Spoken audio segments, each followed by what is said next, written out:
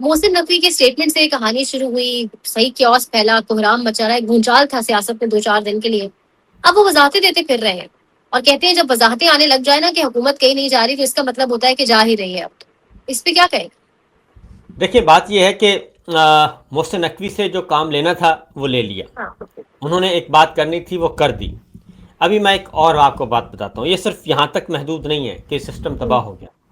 اصل ایجنڈا اور ہے، اس سے آگے کا ایجنڈا ہے، اور وہ ایجنڈا یہ ہے کہ نیا نظام لانا چاہ رہے ہیں بادشاہ سلامت.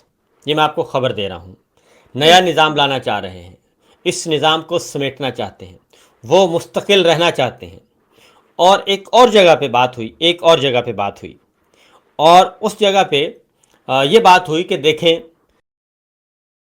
کبھی آپ کہتے ہیں کہ فلاں نواز شریف ٹھیک نہیں ہے، اور ایک مثال دی گئی، کہ مثال یہ دی گئی کہ آپ پاکستان کو ایک گاڑی سمجھیں، کار سمجھیں، اور اس کار کا ڈرائیور کبھی نواز شریف بننا چاہتا ہے، کبھی شہباز شریف آ جاتا ہے، کبھی عمران خان بننا چاہتا ہے، کبھی میں بننا چاہتا ہوں. تو اس لیے انہوں نے کہا کہ یہ مسئلہ یہ نہیں ہے، مسئلہ یہ ہے کہ گاڑی کا انجن ٹھیک نہیں ہے. جب تک گاڑی کا انجن ٹھیک نہیں ہوگا تو ڈرائیور کوئی بھی بیٹھ جائے تو مسئلہ نہیں حل ہوگا. تو لہٰذا گاڑی کا انجن ٹھیک کرنا ہے. یہ ایک اور جگہ پہ بات ہوئی جہاں پہ میڈیا نہیں تھا. ٹھیک ہے جی، انٹلیکچوئل ڈسکشن ہو رہی تھی، یوں سمجھیں آپ، اور وہاں پہ مسائل کا حل تلاش کیا جا رہا تھا. تو یہ موجود ہے یہ چیز، اور اچھے اچھے لوگوں کو بلا کے، ان کے خیال میں جو اچھے ہیں ان کو بلا کے ان سے ریگولر ڈسکشن کی جا رہی ہے، اور پیپر ورک کیا جا رہا ہے کہ کسی طریقے سے ہم اس طرف جائیں اور یہ کام کریں. اب اس میں ظاہر ہے یہ جو محسن نقوی صاحب نے اسٹیٹمنٹ دیا وہ باقاعدہ طور پہ ظاہر ہے وہ بادشاہ سلامت سے پوچھے بغیر کچھ بھی نہیں کرتے. وہ انہی کے نمائندے ہیں، انہی کے ترجمان ہیں، انہی کے خصوصی ایلچی ہیں. تو لہٰذا انہوں نے ان کے کہنے پہ ہی یہ سارا کچھ باقاعدہ طور پہ بیان کیا، اور بیان کرنے کے بعد یہ ایک فلر چھوڑ دیا گیا. اس کے بعد پلز لی گئی کہ چیک کرتے ہیں اس کا ریئیکشن کیا آتا ہے، اس کا رد عمل کیا آتا ہے، کہاں تک یہ چیز ابزارب ہو جائے گی. تو یہ چھوڑ کے اس کے بعد پھر ظاہر ہے ایسا ہی ہوتا ہے کہ جناب ٹھیک ہے، نہیں نہیں ایسا کچھ نہیں ہے، بیٹھ کے بات کرتے ہیں. تو دکھایا جاتا ہے 100%، یعنی کہ بالکل دکھایا گیا، اور اس میں سے جتنا بھی گین کر لیا جائے گا وہ کہتے ہیں بہتر ہے. اب دیکھیں کہ نظام سے ہٹ کے اب بات آ گئی ہے صوبوں کی، نئے صوبے، کہ جس جی صوبوں پہ بات ہونی چاہیے. تو نئے صوبے بنانا چاہتے ہیں. یہ نئے صوبے کون سے ہوں گے، کیسے ہوں گے، اور ان کا ڈیسائیڈ کون کرے گا؟ وہ انتظامی یونٹ ہوں گے. پھر یہ ہے کہ اصل پرابلم کیا ہے کہ بڑے صوبے کو ہینڈل کرنا ذرا مشکل ہوتا ہے، چھوٹے صوبے کو قابو کرنا ذرا آسان ہوتا ہے. یہ انہوں نے دیکھ لیا ہے. جتنے صوبے ہوں گے اتنے ہی آپ کے سیکٹر کمانڈر ہوں گے، اتنا ہی بڑا انٹیلیجنس کا، ملٹری کا نیٹ ورک ہوگا. کیونکہ اس وقت ہماری انٹیلیجنس اداروں سے وہ کام تو لیا ہی نہیں جا رہا جو کہ لیا جانا چاہیے، بلکہ کام کیا لیا جا رہا ہے؟ کشمیر کو مانیٹر کرنا ہے، آپ نے اس کو کنٹرول کرنا ہے، گھر گھر کنٹرول کرنا ہے. ادھر آپ نے اوورسیز پاکستانیوں کو کنٹرول کرنا ہے. ہر شہر میں ایک میجر بٹھا دیا گیا ہے. میجر صاحب کیا کرتے ہیں؟ میجر صاحب سارا ڈاٹا کلیکٹ کر رہے ہیں کہ کون سا، کس کا رشتہ دار کس ملک میں مقیم ہے. یہ کام کیا جا رہا ہے، اور پھر اس کے اکارڈنگلی اس کو کیسے ٹائٹ کرنا ہے. یہ اس وقت ہماری جو فوج ہے وہ پوری کی پوری فوج کو لگا دیا گیا ہے ان کاموں پہ، جو ایک زمانے میں بجلی چوری پہ لگا دیا گیا تھا کہ بجلی چوری کیسے روکنی ہے، پھر بھل صفائی پہ لگا دیا گیا تھا. اب یہ اس کام پہ لگ گئے ہیں اور اس کے لیے یہ کام کر رہے ہیں. تو یہ محسن نقوی صاحب کی طرف سے آئے، یا ادروائز میں نے بتایا کہ میں نے جو نوٹس میرے سامنے جو چیز آئی اس کے بعد میں نے دیکھا کہ یہ تو بالکل ڈفرینٹ تھا ماحول، اور ڈفرینٹ جگہ تھی، وہاں پہ کوئی میڈیا نہیں تھا. تو وہاں پہ یہ ڈسکشن ہوئی ہے اور ان کو کوشش کی جا رہی ہے.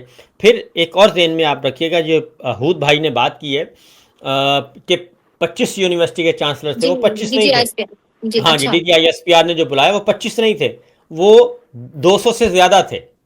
اور اس میں اساتذہ بھی تھے، فیکلٹی ممبر بھی تھے، وائس چانسلر بھی تھے، رجسٹرار بھی تھے. اور ان سب کو بلا کے یہ کہا گیا تھا کہ آپ نے اب نیا بیانیہ بنانا ہے اور نوجوان نسل کو تیار کریں. اب آپ کی ذمہ داری ہے. اس کی وجہ یہ ہے کہ خود جا کے انہوں نے دیکھ لیا، ان کی کوئی نہیں سنتا. ان کی نوجوان جو طلبہ و طالبات ہیں، یوتھ ہے، خواہ یہ مدرسوں میں گئے ہیں یا تعلیمی اداروں میں گئے ہیں، اپنے ڈی جی صاحب، انجینئر شریف صاحب جہاں جہاں گئے ہیں وہاں کسی ایک تعلیمی ادارے میں بھی ان کو پازیٹیو رسپانس نہیں ملا، یہاں تک کہ آخری ایک ان کا ہوا تھا اسلام آباد میں، ان کی اپیرنس ہوئی،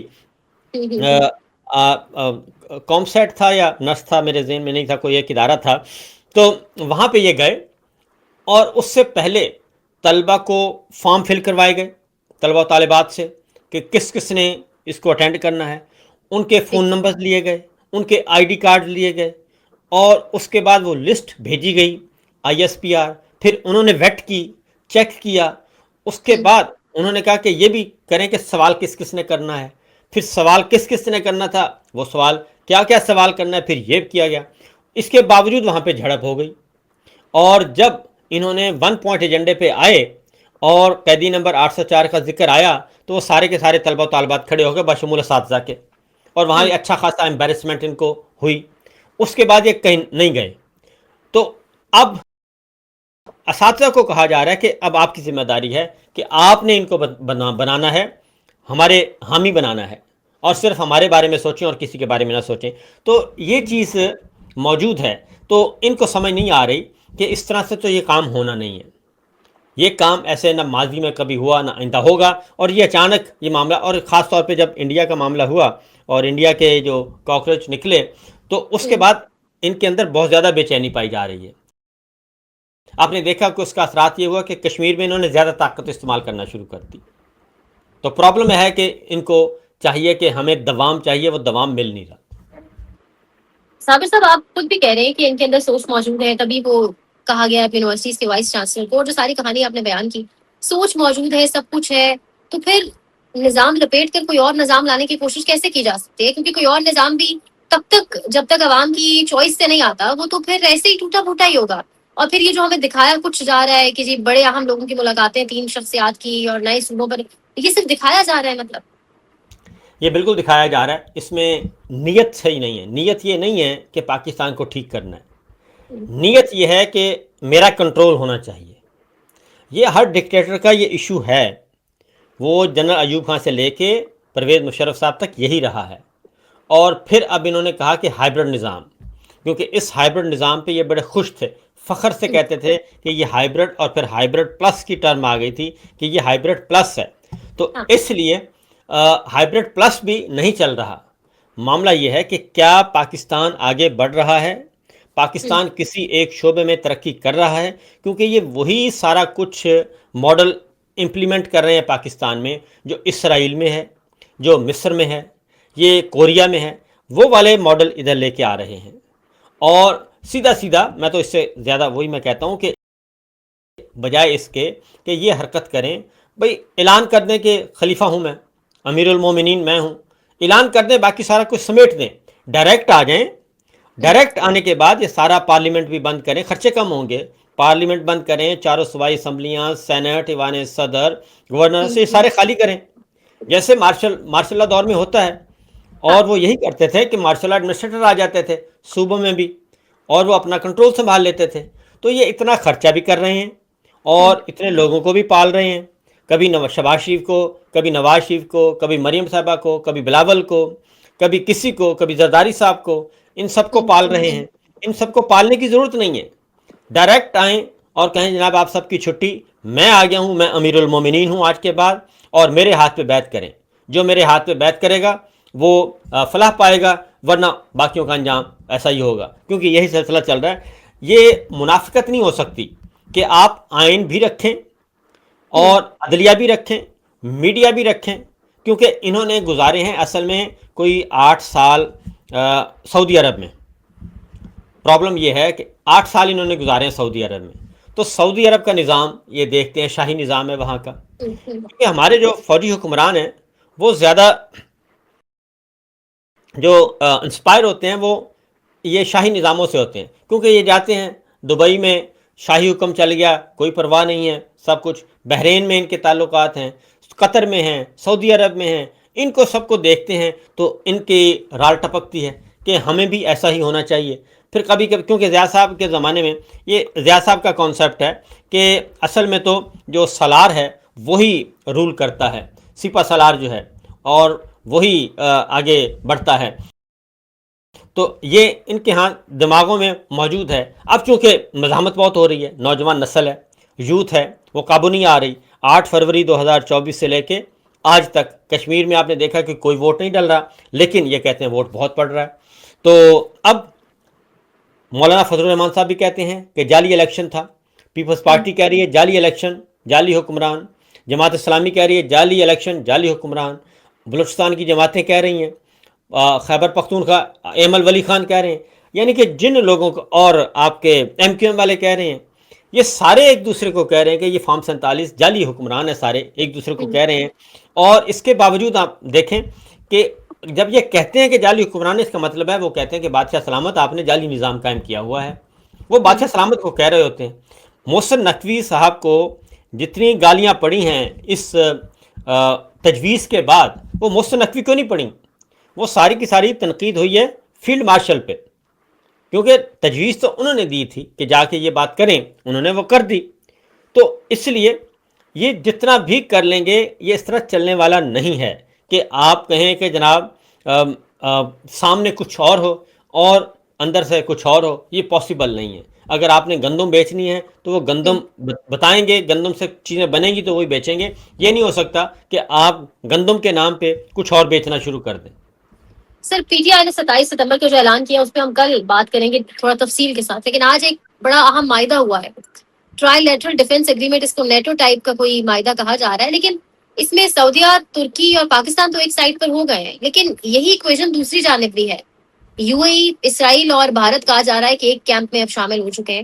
اگر یمن اور سعودیہ کا معاملہ ہوتا ہے، پاکستان کہاں سٹینڈ کرے گا؟ اگر خدا نہ خواستہ پاکستان پر اٹیک بھارت کر دیتا ہے تب سعودیہ کہاں سٹینڈ کرے گا؟ یہ ذرا کھل کر تھوڑا ایکسپلین کریں گے. یہ ڈیل صرف دکھانے کے لیے ہوئی ہے یا اندر واقعی اس کی کوئی دم خام ہے، اور ہماری سالسی پر کہاں جائے گی؟ دیکھیں جی، پہلی بات تو یہ ہے کہ یہ خفیہ معاہدے ہیں.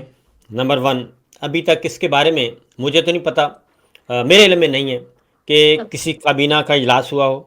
پہلے سعودی عرب اور پاکستان کا معاہدہ ہوا، کابینہ لا علم تھی، کوئی پتہ ہی نہیں تھا کسی کو. اس کے بعد آپ کا نیشنل سیکورٹی کمیٹی، وہ ایک بہترین فورم ہے، نہیں پتہ. اس کے بعد آپ کا آ جاتا ہے کور کمانڈرز کانفرنس، نہیں پتہ. اور اس سے پہلے اب آ جاتا ہے یہ تیسرا معاہدہ، یہ ترکی اور پاکستان اور سعودی عرب. بہت اچھی بات ہے، تینوں دوست ملک ہیں اور ہونا چاہیے، آپس میں اتفاق اتحاد ہونا چاہیے اور گروپ بننا چاہیے. لیکن اب یہی تجویز آپ کو یاد ہے کہ دی تھی عمران خان صاحب نے، اور عمران خان صاحب نے بھی یہی کہا تھا کہ براڈر بیس پہ آپ آئیں، اس میں انڈونیشیا، ملائیشیا ان کو بھی شامل کریں. ایک ٹیلی ویژن چینل بھی ہونا چاہیے CNN جیسے ہے، اسی طریقے سے اسلامی ملکوں کا. تو ان کے پیچھے تو یہ لٹ لے کے لگ گئے تھے کہ جناب یہ تو درست نہیں ہے. اب یہ جو خفیہ ایگریمنٹ ہو رہے ہیں، ان خفیہ ایگریمنٹ سے پہلے پاکستان اور سعودی عرب کا ہوا، ان ساری چیزوں کو دیکھ کے کیا پاکستان میں خوشحالی آئے گی، پاکستان کو ترقی ملے گی، پاکستان کے عوام ٹھیک ہو جائیں گے اور یہ ہمارا امن و سکون ہوگا؟ تو ایسا تو ابھی تک تو نہیں ہے. ابھی تک تو پاکستان میں سرمایہ کاری صفر ہے، بلکہ مائنس میں ہے. تو پاکستان کی معاشی ترقی مائنس میں جا رہی ہے، کسی قسم کا نہیں ہے. اگر اس معاہدوں کے نتیجے میں اگر انڈیویجول نے تگڑا ہونا ہے اور اگر کچھ شخصیات نے تگڑا ہونا ہے تو اس کا تو نقصان ہی ہوگا. ماضی میں بھی پرویز مشرف صاحب نے فیصلہ کیا تھا کہ انہوں نے دہشت گردی کے خلاف جنگ جوائن کرنی ہے. اس جنگ کے نتیجے میں پھر انہوں نے ایک اور ڈیل کی تھی اور وہ NRO کیا تھا نواز شریف صاحب کے ساتھ، کہ نواز شریف صاحب کو باہر بھیجا تھا جیل سے، جدہ سرور پیلس، اور پھر ان کو واپس بھی لانا پڑا تھا. اس کے نتیجے میں ان کو سعودی عرب نے کچھ اماؤنٹ دی تھی اور کچھ ان کو لک آفٹر کیا تھا، اور وہ بلینز میں تھا، اور کچھ اپارٹمنٹس خریدے گئے تھے مبینہ طور پر. تو اگر تو شخصیات کو فائدہ ہونا ہے تو ہمیں نہیں معلوم. اسی طریقے سے ہمارے راحل شریف گئے ہوئے ہیں، ان کو انڈیویجولی تو بہت فائدہ ہو رہا ہے، لیکن اس کا پاکستان کو فائدہ ہوا نہیں ہوا. یہی چیز آپ نے کہا کہ صحیح کہا کہ اب یہ پراکسیز چل رہی ہیں یمن میں، سوڈان میں، اور خاص طور پہ یمن سے پہلے بھی ہماری مانگی گئی تھی فوج. تو ایران اور سعودی عرب کی یہ آپس میں ٹسل چل رہی ہے، اور ایران اور سعودی عرب کی پراکسیز کے ذریعے لڑا جا رہا ہے. اب UAE کی پراکسیز ہے، وہ بھی پکڑی گئی تھیں، ان کو فوری طور پہ سعودی عرب نے وہاں سے نکالا. اور وہاں پہ اسرائیل کو لانے کی کوشش کی جا رہی تھی سعودی عرب کے کنارے پہ، سرحدوں پہ جا کے. تو یہ اندر خانے کافی کچھ چل رہا ہے. اور ایک طرف آپ غزہ بورڈ میں شامل ہو چکے ہیں، نیتن یاہو کے بورڈ میں ہیں، اور ایک طرف آپ غزہ میں فوج بھیجنے کے لیے تیار ہیں اسرائیل کی حفاظت کے لیے، اور دوسری جانب یہ معاہدے کر رہے ہیں. اب ترکی بھی اسرائیل کے ساتھ تعلقات اس کے بھی برقرار ہیں، سفارتی تعلقات ہیں. سعودی عرب اور پاکستان رہتے ہیں دو، ان دو نے کرنا ہے. اور سعودی عرب جو ہے وہ اکٹھے جانا چاہتے ہیں، سعودی عرب اور پاکستان وہ کہتے ہیں اکٹھے اعلان کریں. اور جو امریکہ اور سعودی عرب کا دفاعی معاہدہ ہوا، اس میں صدر ٹرمپ نے کہا کہ ابراہم جی. اکارڈ ہے وہ ہوگا تو ہم آگے بڑھیں گے، یعنی اسرائیل کو منظور کیا جائے. یہ جتنے بھی ہمیں دکھائی جا رہے ہیں چیزیں، یہ ان چیزوں کے پیچھے کچھ ہے، بیہائنڈ دا سین جو ہے وہ، بیہائنڈ دا وہ کہتے ہیں کہ کرٹنز، پردے کے پیچھے کچھ اور ہے. یہ تو ہمیں جی. دکھایا جا رہا ہے. آج میں نے نغمہ بھی سن رہا ہے، نغمے بھی جاری کر دیے گئے، اور آج سے پہلے تک کسی کو نہیں پتا تھا کہ کوئی معاہدہ ایسا ہونا ہے.